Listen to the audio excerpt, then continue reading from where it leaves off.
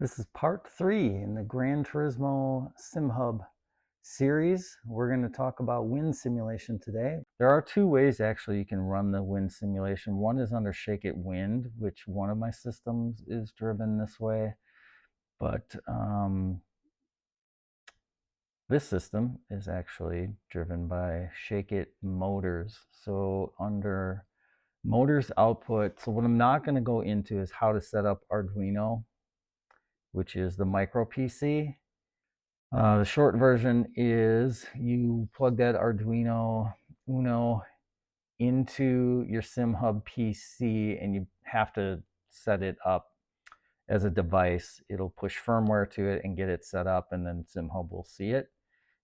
So really what it is, that Arduino PC has a motor shield, so it's a separate board that sits on top that is taking voltage from a power supply, and then the Arduino is telling that motor shield when and where to send voltage out to the two fans for the wind simulation and the two rumble motors. The motor shield has 4 outputs on it, which is why I'm using rumble motors instead of transducers.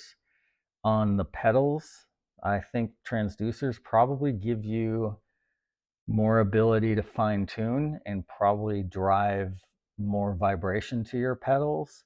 However, it would also require another audio interface power amplifier like the knob sound.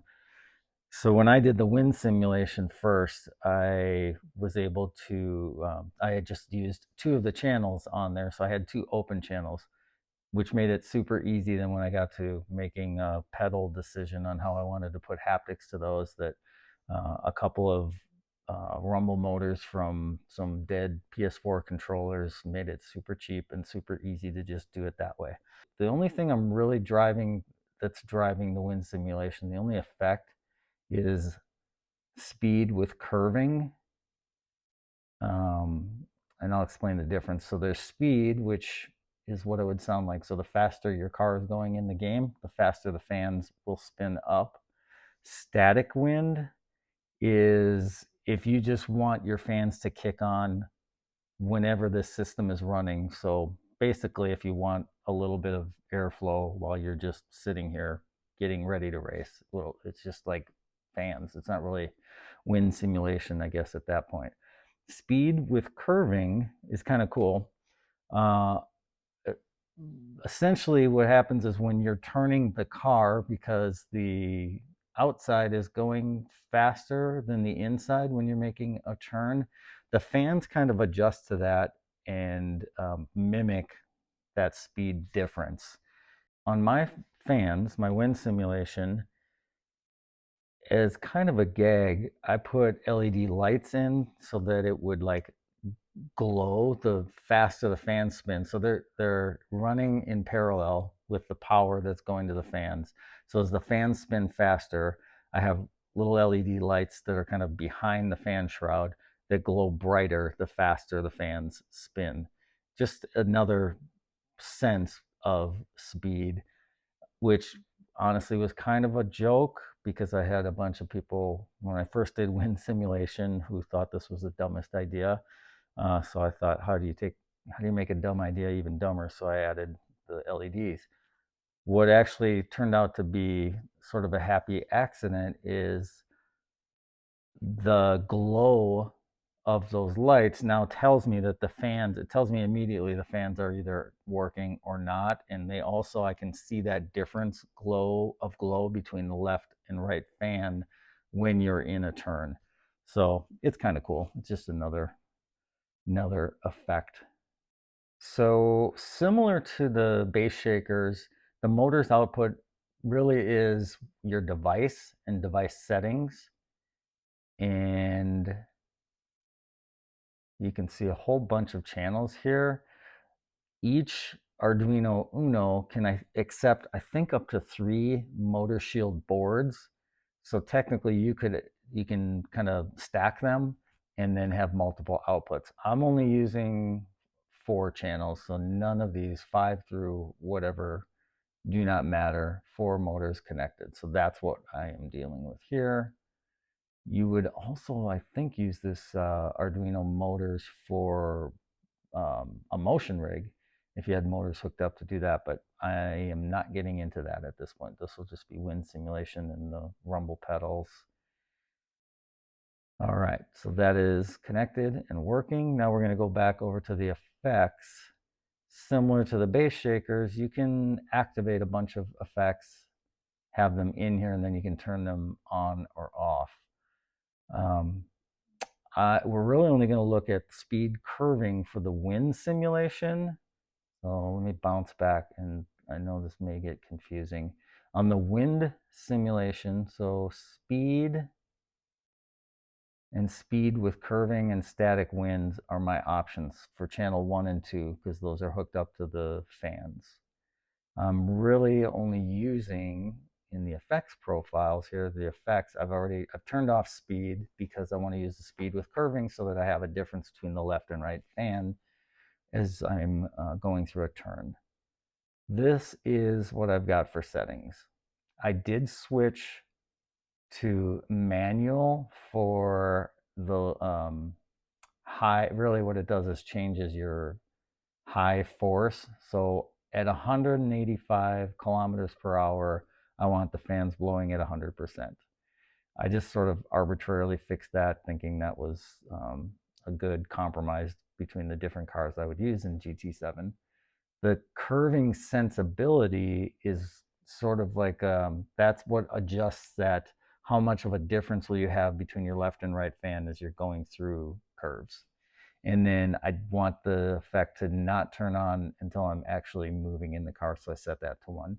You can put it to auto, and that works okay, but I found tweaking this sort of fit this setup for me, and also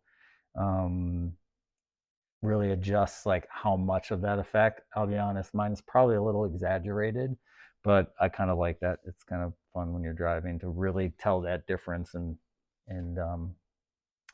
it's very noticeable.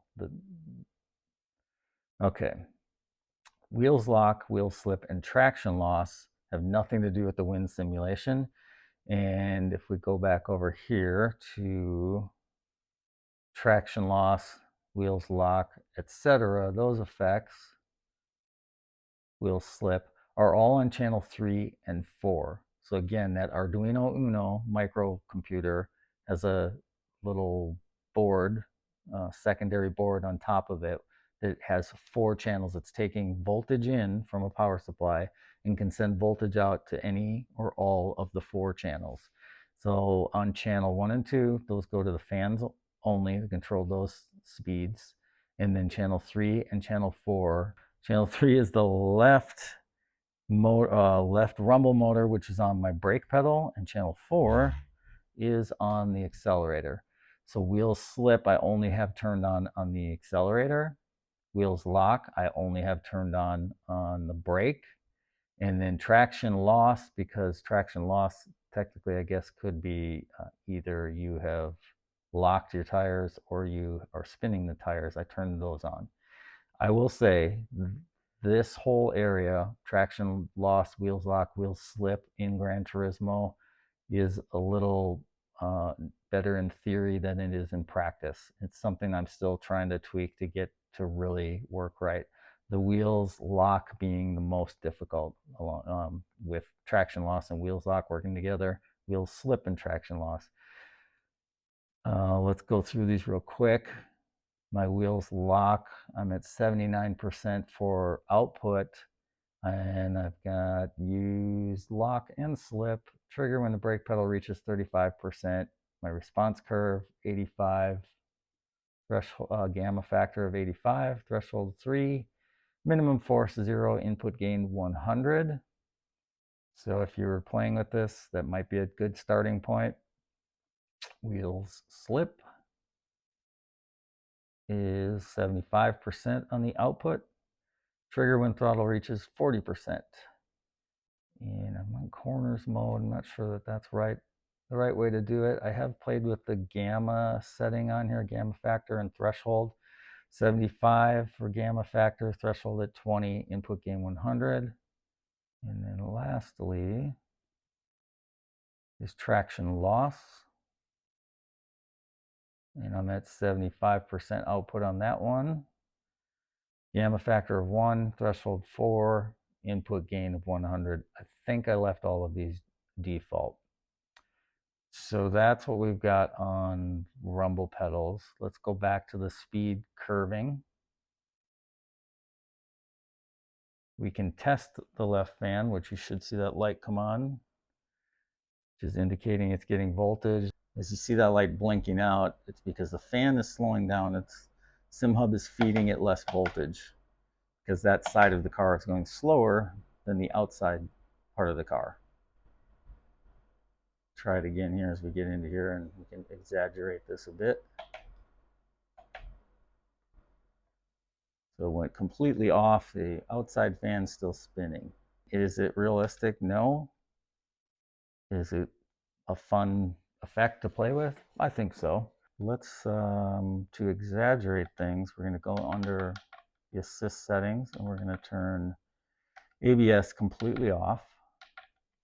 And let's get back on the track here. And also, let's go to traction loss. In wheels slip, let's try that again. First gear, launch.